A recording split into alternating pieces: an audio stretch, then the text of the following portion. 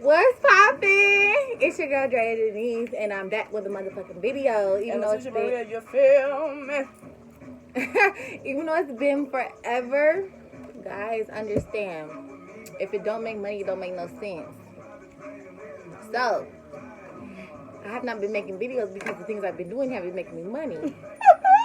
Okay. Okay? Period. And this is fun. This is for fun, entertainment. But we chilling, we eating, we drinking, we sipping, we leaning. Okay? So, All right. That's so it. we thought it was a perfect time. And I've been wanting my sis on here. Welcome. Hi, sis. Hi, sis. If y'all don't know, this is my older sis, Period. LaTesia Maria. Period. Gonzalez. That's her last name. That's her last name. But we coming to y'all. Now, it's really crazy because I don't like... Wait, time out. First, before you even continue watching this video, don't forget to like, comment, and subscribe, okay? Period.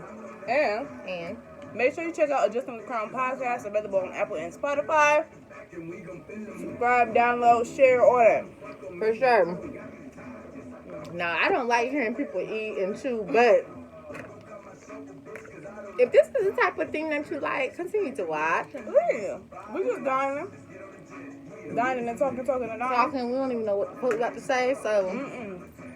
I will say, but just melanin is popping. Yes, Look at sir. This sun shining. Shining, shining, shining, shining. So what you got over there on your plate? What you eating? Because you know I'm about this pescatarian life. We know. I got some I can't shrimp do that. and tilapia tacos. Now, normally, I don't eat for tilapia because that's bottom feeders, okay? Like shrimp. But But shrimp is bottom feeder too. basically, so I just said fuck it, 2 tears in Dirty the meat. bucket.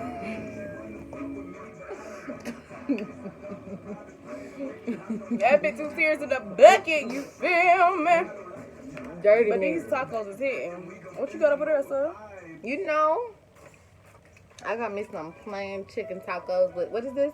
Pico de gallo? Yes, sir. Pico de gallo and some sour cream and some rice. I'm very plain. I don't like too much sauce on my shit. Isn't that crazy? No, girl, I don't know if it's hitting because it's hitting I or don't hitting know. because I've been drinking. You know, it's a difference. Listen, But either way, we're eating. these street tacos, Very good. they're not like Taco Bell tacos. at all.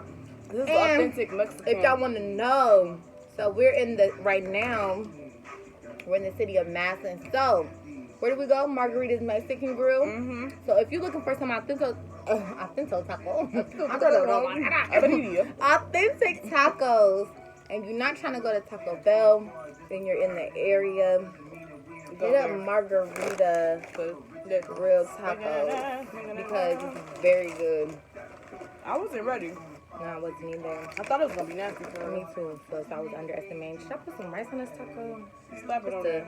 Add a little, Put a little bit of add a little sizzle on your razzle. spear. Add a little razzle. This sun is beaming on the side of me, Turn guys. down your beamers. So if you see me sweating on one side of my face, It's like a glow. I use so much setting powder and setting spray. Can we talk about these locks though? Y'all, Talk about it. I started my lock journey October of last year, 2019. And they is out here flourishing. For real. I really honestly didn't even expect them to be this length right now. Me neither. I But thought she was gonna be bald headed forever. She said I'm rich. but I'm here for it. Oh, wait till I get some little hang time. Cause you already can't tell me nothing. Okay. So I got this wig on because I decided to start over, cut my hair again. What made you decide that stuff? I was really stressed, and honestly, let's keep it 100. Let's keep it a buck. So when I took out I had distress locks then, but I feel like the distress locks wasn't distress. It was my life. Oh. What you talking? My life was like Well, I didn't realize at the time, but my life was very stressful. And when I took my locks out, it was a relief. It was no, my hair was like really thin. You were stressing. It was really thin. Girl, I had accidentally cut my hair for real, so it was like. So I was just like, you know what? I had a waiting to exhale moment, chop my shit off. Oh my. In the sink, and I was just like, you know what? Let me get back into my creative side. Let me get back into my wig. So ever since then, I've been doing my wigs. I got a lot coming with that. I'm excited. So yeah, I'm just gonna start over so my hair can be happy and healthy like I'm trying to be. Oh, that's good. That's good. Yeah. Cause I feel like, to be honest, like that's why I started my lock journey as well. Like new beginnings. It was a new journey. venture. I've done everything. You know what I'm saying? I've had the weaves. I've had sew-ins. I've had box braids. I've had kinky twists. I've done the natural taper cut. Like, I've done everything. So, to me, and locks are a true commitment. Are you scared of committing? Oh. Whoa, we in the room! Because I feel like... Oh! I'm going to say it. Because I know you. I feel like you've had a problem with commitment. Yes, you have been in committed situations, but were you really committed? Run that back. Wait, what? Now I've been in committed situations, but I wasn't committed. But were you committed? And being fully committed doesn't necessarily mean just the title of, yes, we're in a relationship and I'm with you, you're with me, that's it. You got to be committed with your mind, committed with your emotions. Because you can still have emotions towards other people, and that's not a part of commitment either.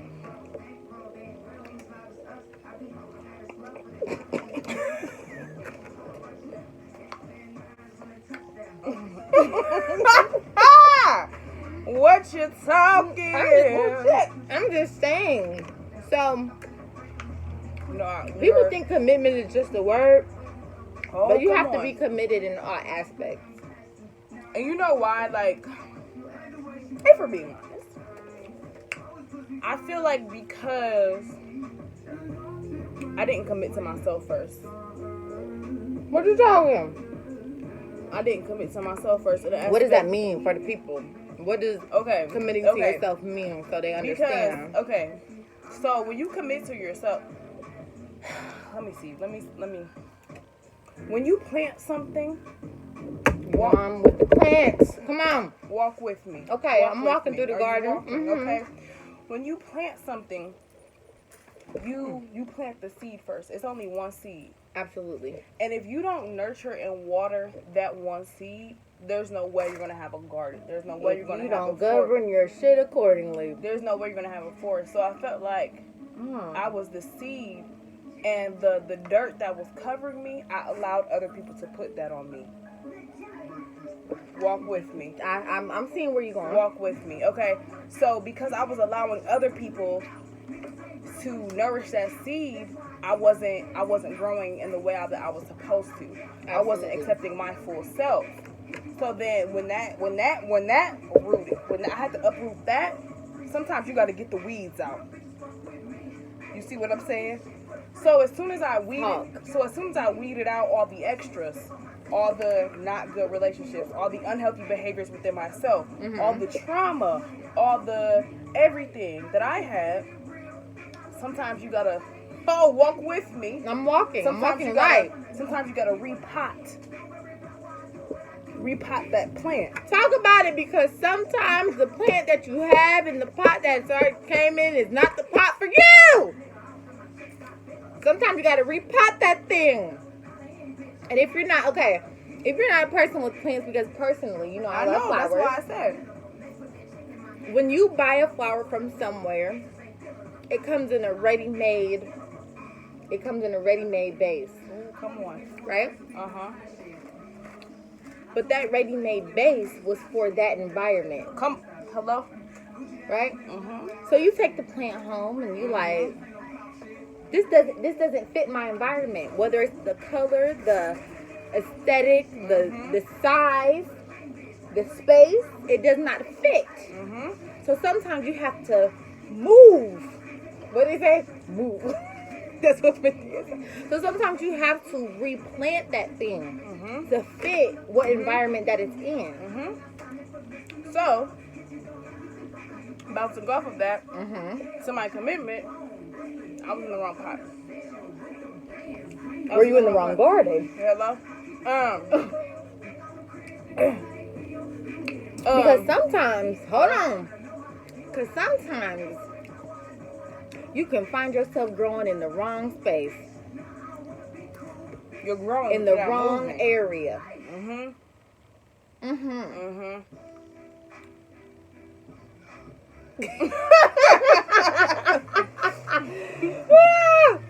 Sometimes you can find yourself growing in the wrong area, and then you wonder why. Yes, I'm growing, but nothing is working the way I wanted it to. At all. That's not where you're supposed to be growing. And I think people get it misconstrued that you can't grow in areas that you're not supposed to be in, because you absolutely can. Because you know why? Because they're a season. They're what? What grows in the summer can't grow in the wintertime. Perennials and annuals. Hello? Come on. You know. Talk. For people that do not know, let me learn you. Let me make sure I have it right. So annuals are flowers that come around seasonally. Yeah. Right? Yeah. They can only survive in certain seasons. Perennials are flowers that can survive. You might not necessarily see them, but they. Woo! That's a word. Ha! Really? Anyways, perennials are flowers that you might not necessarily see, but they're still there because they can survive with any season. At this point, I feel like I'm a perennial flower. Because you went through your annual. And I had to become in my perennial season. I feel like right now I'm in my perennial phase. Because not a lot of people see what I'm doing. Just because you don't see things that's going on doesn't mean it's not going on.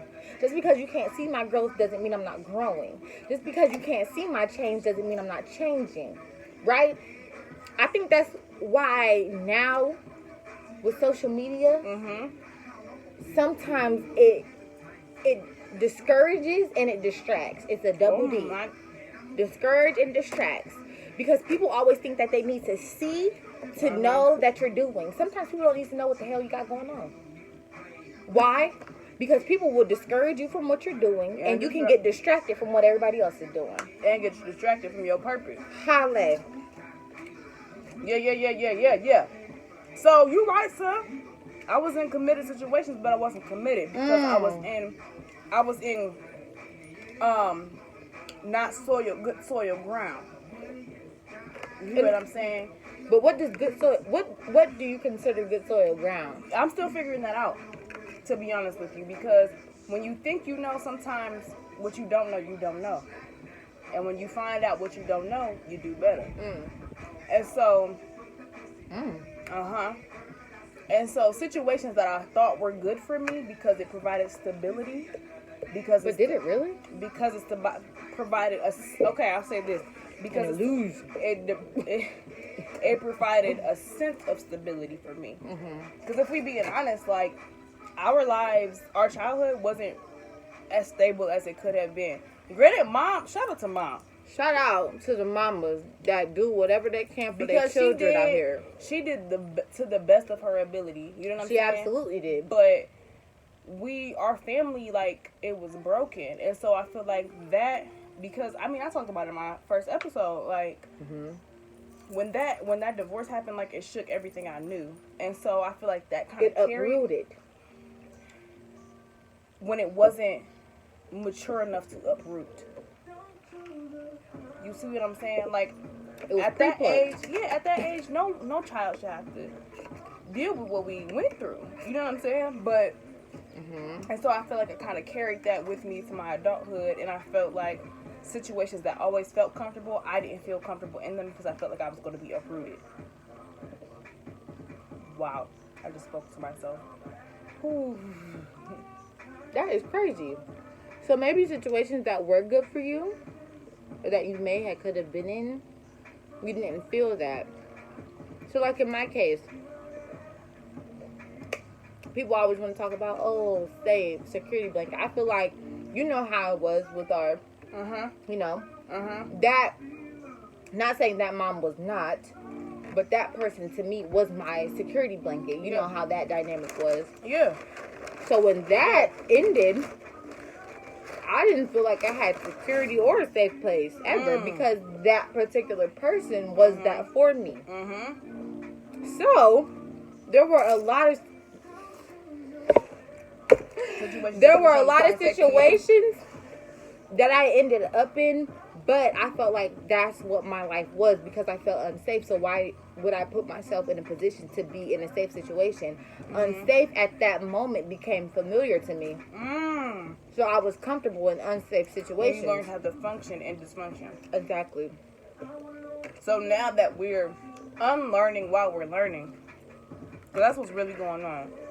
When you've been a certain way for 20 plus years, that's terrible. And then you get to a point where you're like, this not working. This don't serve me no more. I'm not growing. And if I am growing, I'm growing unhealthy. Toxic. You're growing split ends. Oh! You're growing. You're basically growing. How can I put this? You're basically growing to die. And not to live. Exactly. Because when you cut split ends, you're growing in a state of death. Because at that point, nothing you do will flourish. Nothing you do will serve purpose to you or anybody else. Nothing you do will be safe. Nothing you do will be safe for anybody else. You will create a crazy environment for yourself. That's why when people talk to me now, they be like, Dre, you don't care. You so nonchalant. You so calm. I'll be getting What you fail to realize is I lived my life at a high frequency that was crazy. Unsafe place. You're talking. Right? Right now. And it's not that I purposely put myself there. It was that I was comfortable there.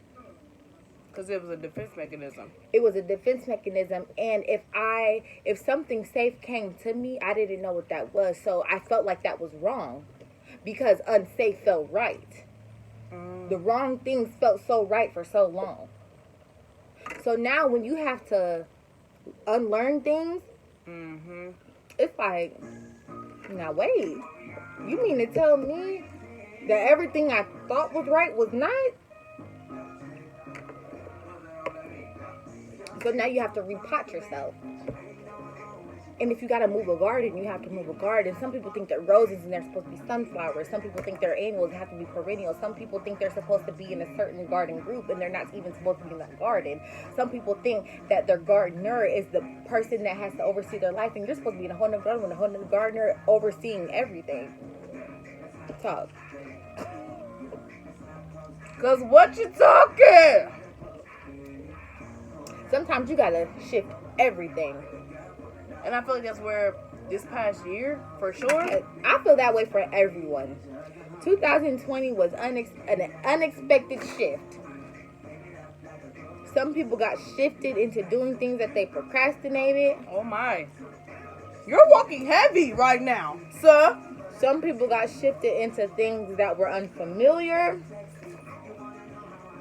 that they didn't expect.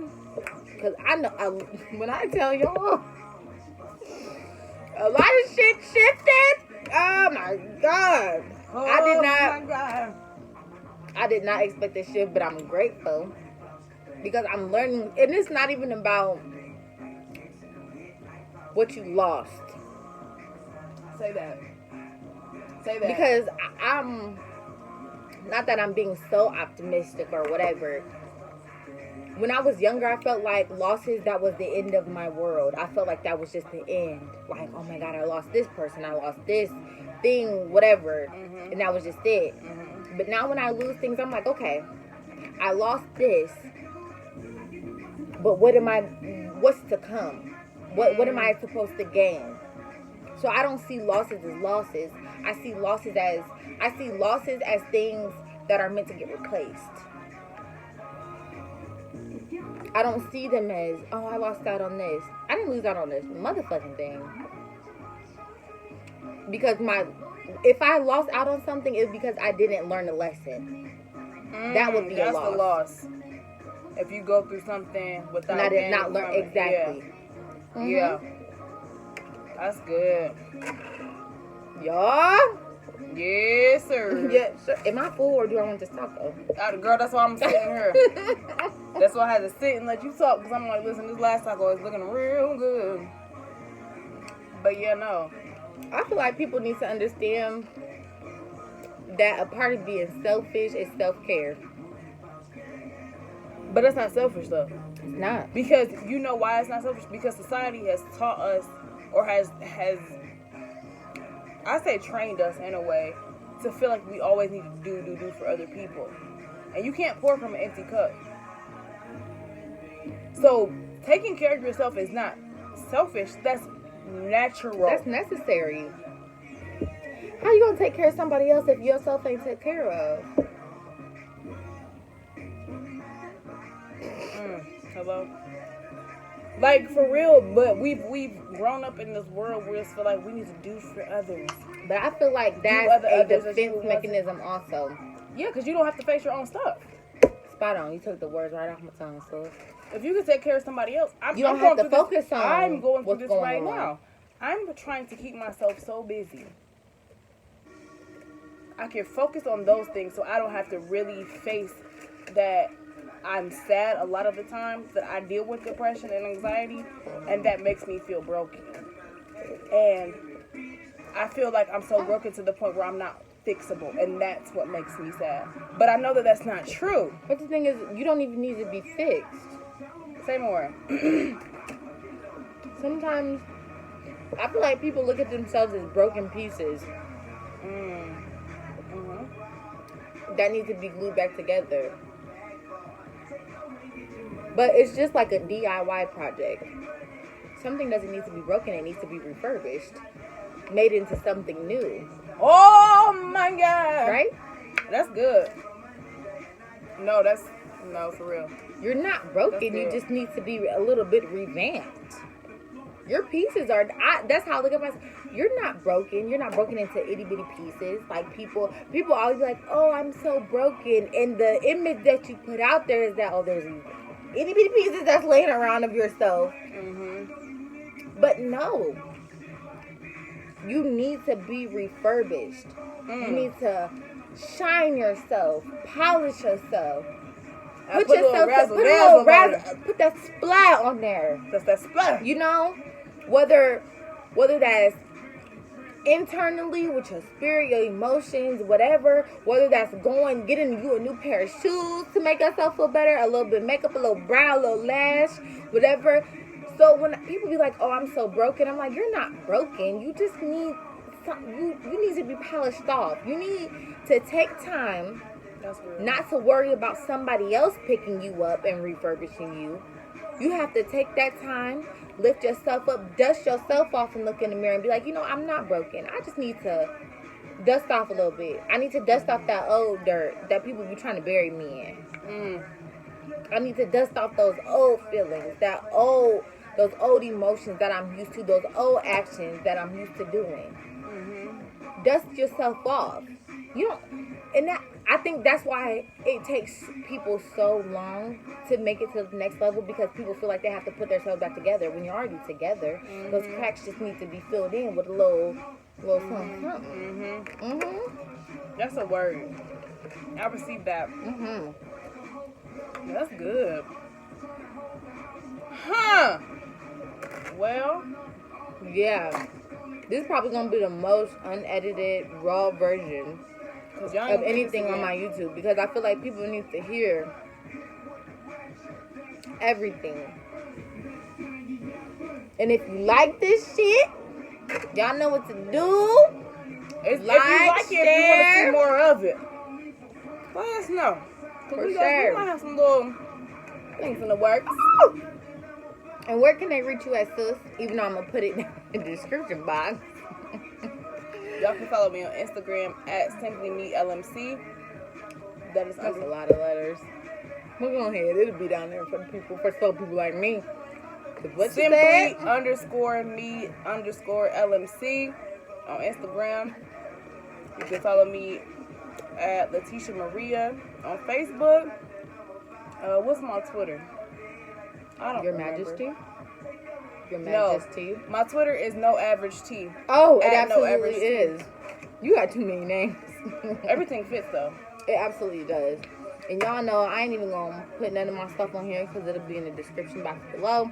But don't forget to like, comment, and subscribe. Okay? Because it's a banger, banger, banger. Bye, guys.